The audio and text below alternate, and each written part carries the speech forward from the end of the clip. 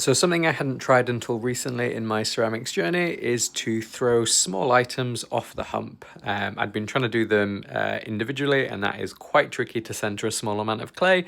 So a few days ago, I decided to give it a go. I took about 1.8 kilos of clay, very basically centered it onto the wheel, but focused on the top portion so that was centered, before then creating a smaller amount of clay that I can then throw with. And in this case, I was doing egg cups. So I did egg cups, which I think ended up at about 150 to 200 grams, depending on the size. The trickiest bit for me was getting it off the hump. So throwing it was actually quite straightforward. It was quite nice to be able to center a small amount of clay on top of the larger hump, but getting it off the wheel was a little tricky.